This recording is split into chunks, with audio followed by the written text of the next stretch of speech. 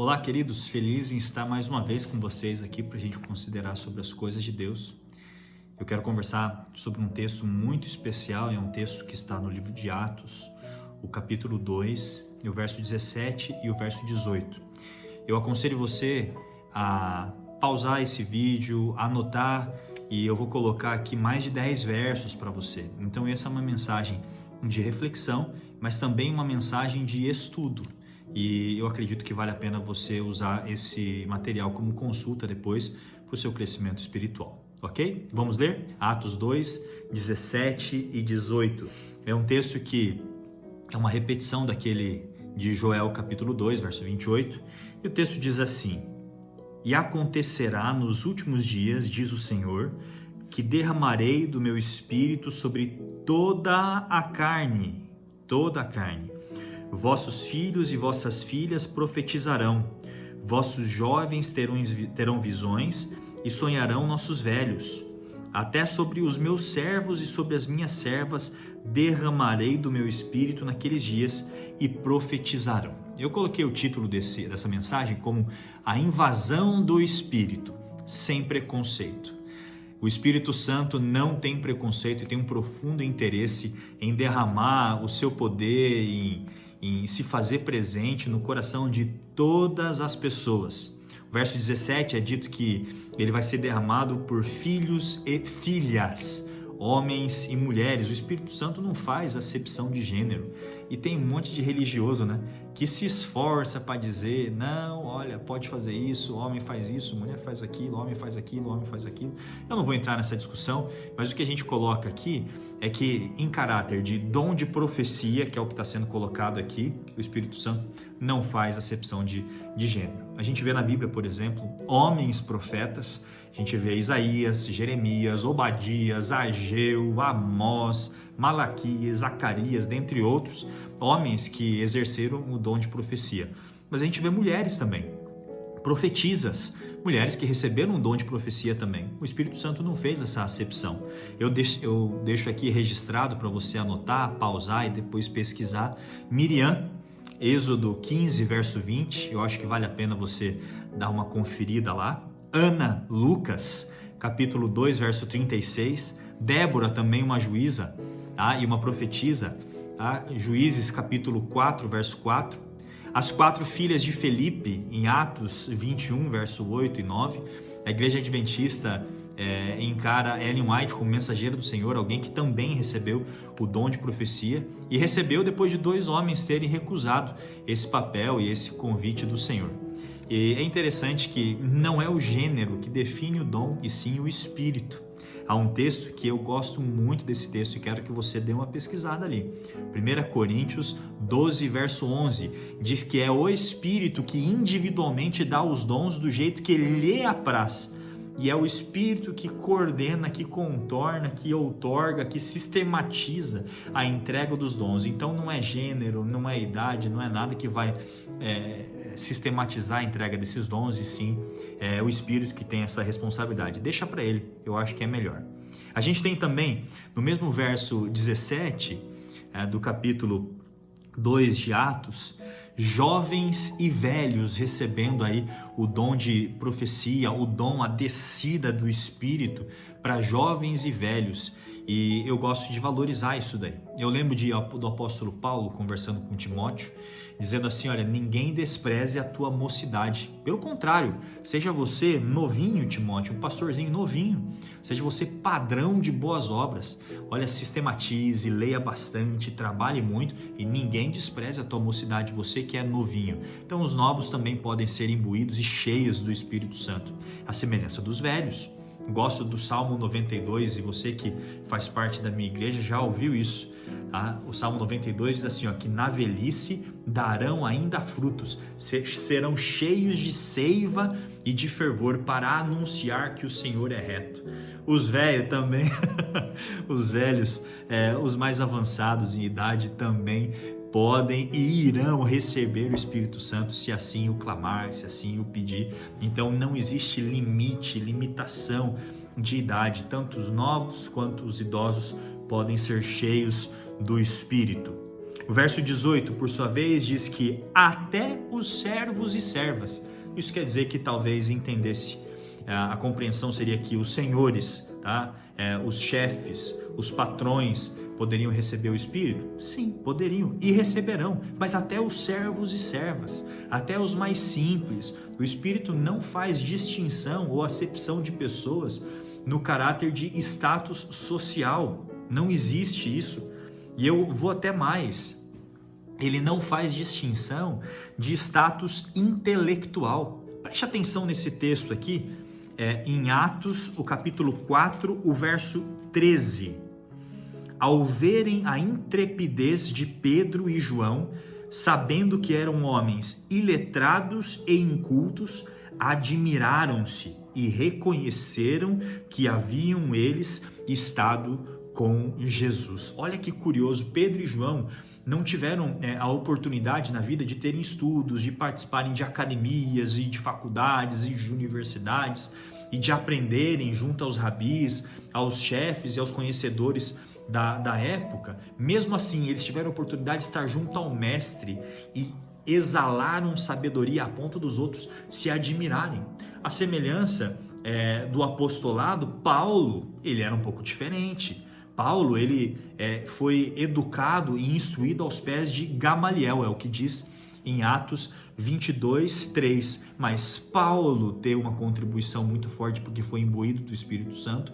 Pedro deu uma contribuição muito forte para o cristianismo porque foi imbuído do Espírito Santo. João também, muito forte. João escreve um grande evangelho, o Apocalipse, as 3 cartas. Pedro também escreve as suas cartas, é pregador. Pedro prega sobre a ressurreição de Cristo em Atos 2 e 3.000 são batizados. Então, gente, o Espírito Santo não faz acepção. O Espírito Santo não vai ficar olhando e falar: ei, esse está estudando, esse foi para a universidade. Não, esse é funcionário, esse não é patrão. Não vou então entregar o Espírito. Claro que vai. É do jeito dele, mas a gente consegue entender algumas nuances.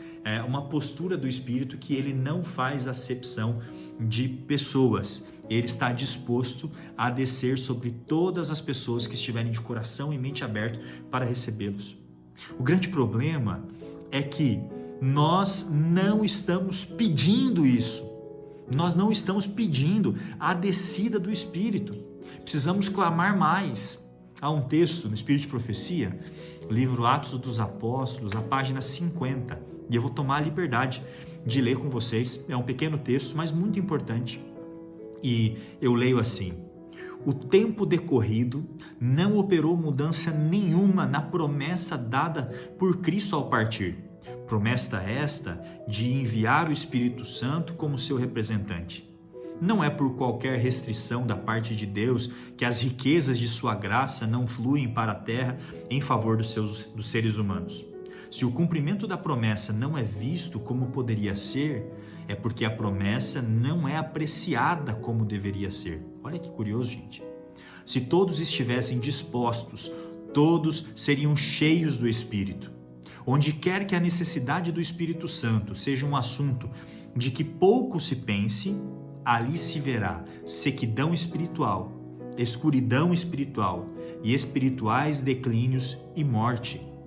Quando quer que assuntos de menor importância ocupem a atenção do divino poder, necessário para o crescimento e prosperidade da igreja, e que haveria de trazer após si todas as demais bênçãos, está faltando, ainda que oferecido em infinita plenitude. Nós devemos pedir mais.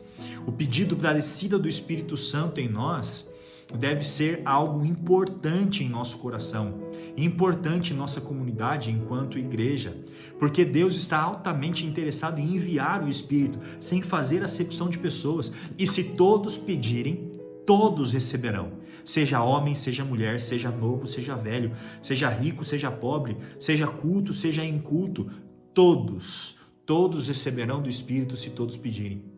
E nós precisamos pedir do Espírito, clamar por Ele, né? Clamar pela descida do Espírito Santo para que milagres aconteçam por nosso intermédio. Por isso eu gostaria de colocar aqui alguns pré-requisitos para a descida do Espírito Santo, em grande parte, para a nossa chuva serôdia tão esperada. E o primeiro pré-requisito que eu gostaria de colocar para vocês é pedir o Espírito. É o que a gente tem conversado. Mateus 7 diz: pedir e dar-se-vos-á, buscar e achareis. A gente precisa pedir mais. Ellen White diz que há bênçãos que estão estocadas no céu, prontas para descer, e só não desce porque a gente não pede.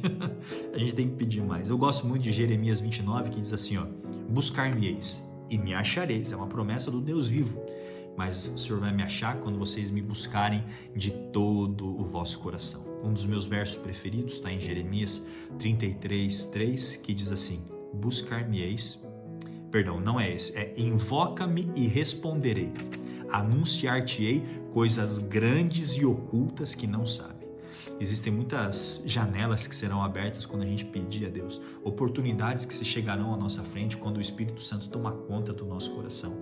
E eu oro para que nós, como igreja, a gente possa clamar mais, pedir mais. O segundo requisito para a descida do Espírito Santo, em grande medida, na chuva serôdia, é ter um coração decidido e não um coração dividido. 1 Reis 18:21, Elias conversa com o povo e diz assim: até quando vocês vão ficar cocheando entre dois pensamentos? Ora é Deus, ora é Baal. Como é que vocês vão tomar a decisão de ser de Cristo Jesus, de adorar o Deus vivo? E eu acho que é importante a gente tomar essa decisão e seguir a Ele sem voltar atrás. Tiago 1:8 diz assim, que o homem de ânimo dobre, homem inconstante em seus caminhos. É importante que a gente tome a decisão por Cristo e siga e persevere até o fim. Ser fiel até a morte e dar-te-ei a coroa da vida. A nossa casa deve ser construída na rocha, não na areia, porque problemas vão acontecer, enchentes, ventos, tempestades, mas se estivermos na rocha, permaneceremos, daremos um padrão de continuidade no Senhor. E isso é muito importante. O galho, para dar fruto, precisa ser grudado na videira e permanecer. João 15 diz 9 vezes, permaneça. Jesus diz, permaneçam em mim e eu permanecerei em vós. Aquele que permanece em mim dá muito fruto. Efésios 4 diz para a gente ser aperfeiçoado no Senhor, a gente continue nele, aprenda dele, para que a gente não seja levado por qualquer onda de doutrina, pela astúcia de pessoas que conduzem a gente para o erro. Isso é muito importante, sermos decididos ao lado de Cristo. O terceiro pré-requisito para que sejamos cheios do Espírito é encher a mente com a palavra de Deus, é investir tempo. É gastar tempo com a palavra. Não há segredo. Você precisa dedicar horas e horas no estudo da palavra. Seja lendo, seja ouvindo, aprendendo de outras pessoas, mas dedicando tempo, atenção, energia, esforço, suor, gordura, choro, sangue, sabe? Tudo que você possa oferecer para aprender de Deus. O próprio Cristo diz, examinais as Escrituras, porque julgais ter nelas a vida eterna, e são elas que testificam de mim. Gosto muito do texto de 2 Timóteo 3,15, quando Paulo diz assim, fala para Timóteo, você sabe as sagradas letras, desde a infância, aquelas que podem te tornar sábio para a salvação pela fé em Cristo Jesus. Percebe essa estratégia? Conhecer as sagradas letras pode te tornar sábio para a salvação pela fé em Cristo Jesus. E conhecer da palavra vai te habilitar a clamar o Espírito. O salmista diz, eu guardo no coração as tuas palavras para que eu não peque contra ti. Isso é importante. Invista tempo em conhecer, em aplicar o conhecimento da palavra. Busque a palavra de Deus. O quarto pré-requisito é colocar de lado toda dissensão e discórdia. Cuidado, amigo, para você não gastar tempo com as coisas que vão te afundar, com as coisas que vão te atrasar. Tito 3,10 diz que depois de uma ou duas vezes, se afasta do faccioso, se afasta daquele que só quer atrasar a sua vida. Sabe aquela pessoa que quando você chega perto, sempre tem uma visão pessimista, sempre tem uma fofoca, aquele religioso, aquele que você conhece, você sabe o nome, que vai sempre do seu lado para falar algo ruim de alguém. Amigo, depois de uma, duas vezes que você advertir, se afasta dessa pessoa. Lembre-se que amar é querer bem, gostar é querer perto. Nem sempre você vai precisar ficar passando tempo com pessoas que vão atrasar você. Algumas pessoas são tóxicas e precisam ter um momento de solitude, um momento às vezes de solidão, para que possam te achegar a Deus. Então, cuidado para não passar tempo demais com pessoas que só te atrasam. Tem um outro texto, 1 Timóteo 1,6, que diz que algumas pessoas gastam muito tempo e se prendem, olha o termo, em loquacidade frívola. Sabe o que isso significa? Depois você dá uma olhada no dicionário. Mas isso quer dizer papo furado. Então, enquanto alguns estão trabalhando ativamente para o Evangelho, outros ficam em genealogias, ficam em loquacidade frívola, ficam em conversa e papo furado, ficam em fofocas, ficam em dissessões, em facções, em porfias, coisas que não agregam, coisas que não vão construir a sua caminhada cristã e podem te impedir de se tornar um vaso para que receba então o Espírito Santo. Cuidado com isso, evite colocar então na sua vida dissensão, discórdia, fofocas, intrigas, saia disso, se concentre no seu trabalho. E esse é o quinto ponto, o quinto pré-requisito para que você receba o Espírito Santo é trabalhe ativamente pelos outros. Alguém que quer receber o Espírito Santo tem um profundo interesse em obedecer à ordem do Mestre, que é fazer discípulo de todas as nações, batizando em nome do Pai, do Filho e do Espírito Santo, ensinando todas as coisas que a gente tem aprendido de Cristo, que a gente tem aprendido da Palavra de Deus. Todo verdadeiro discípulo nasce no reino de Deus como um missionário e a gente tem que cumprir fielmente a parte que nos corresponde. A gente tem muito o que fazer e eu quero deixar um recado especial para vocês. Todos são bem-vindos para a invasão final do Espírito na Terra. O Espírito Santo vai ser derramado em grande parte e todos são bem-vindos. Deus não faz acepção de pessoas e eu quero te dizer o seguinte, nós estamos de braços abertos para receber a todos e eu oro para que você cumpra esses pré-requisitos e receba o Espírito Santo. Abra sua mente e coração para ser invadido pelo maior interessado em te fazer feliz. Mãos à obra. Vamos orar? Grandioso Deus, entregamos a nossa vida em Tuas mãos e abrimos a nossa mente e o nosso coração para sermos invadidos pelo Santo Espírito, para que milagres aconteçam por nosso intermédio, pelo Seu poder, em nome do Senhor Jesus. Amém. Deus te abençoe. Tchau.